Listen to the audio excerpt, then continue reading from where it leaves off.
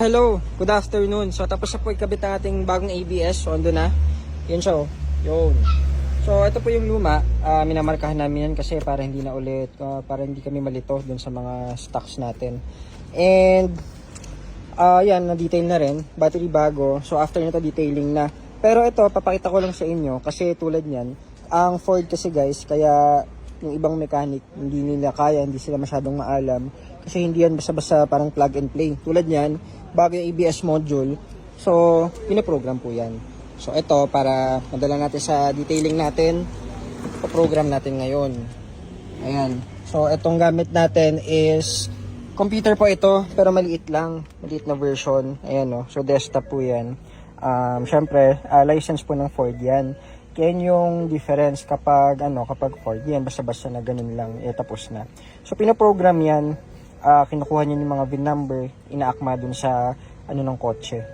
So, eto, papakita ko sa inyo, yan. May mga yan, maraming modules po yan. Kahit sa transmission, yan, chassis, lahat kompleto po yan. So, module programming tayo. Ayan. So, pagka module programming, kasi medyo maliit lang yung screen. Program module ABS. Yan. So, may mga gagawin tayo dito pag program. Yan, pakita ko lang sa inyo kapag bago yung ABS is yan. Yan, yung mga VIN number is inaakma po yan dun sa kotse para mag-make sure na okay po. Balik pa naman natin sa internet. Naka-off. O yun. So, yun, step by step, medyo matagal lang to. Pero pinakita ko lang sa inyo kung paano yung steps natin dito na hindi yung pagkakabit okay na. Tapos na. So, yan. Okay.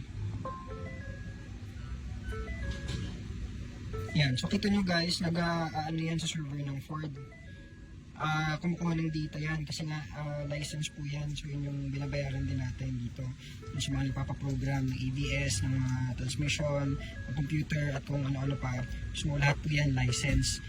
May bayad po yan. So, ito, kapag dito kayo kumuha sa GTA, kasama yun sa binibili nyo. Yung module, yung programming, yung mga license, lahat po yun. Wala na kayong isipin doon. Mga transmission, yun. So, bonus na lang namin yung mga detailing, yung mga paint, mga ganun. Ito, pinatint na rin namin itong likod. Yun. Kakatapos lang ito kahapon kasi may parang bubbles. So, mga ganun guys, bonus na yun kasama. Pero napakaganitong unit.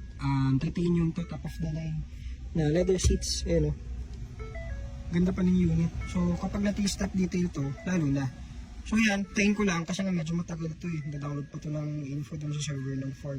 So, ganun po yun. Ganun yung process yun. Yan, naka-ABS pa yan. No?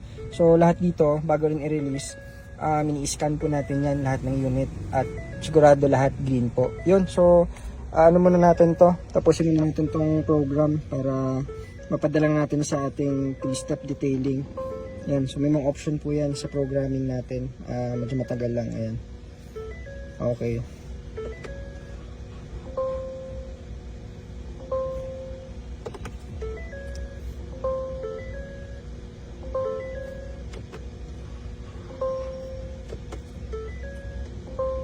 So yun guys, tapusin ko lang to at para madala natin sa detailing, yan o, nagpo-program na yan. At may mga ibang data pa yan, ayun o. Downloading data doon sa server ng Ford. So yan po yun, yung tapos matagal pa to, marami pang gagawin. So yun po, pinakita ko lang sa inyo kung paano ang mag-install ng brand new na ABS module na hindi siya basta-basta. So yun po, maraming salamat, sana naka-ano dun sa info, nakadagdag dun sa kaalaman nyo kung paano ginagawa ang ating mga Ford units. So yun po, thank you, maraming salamat.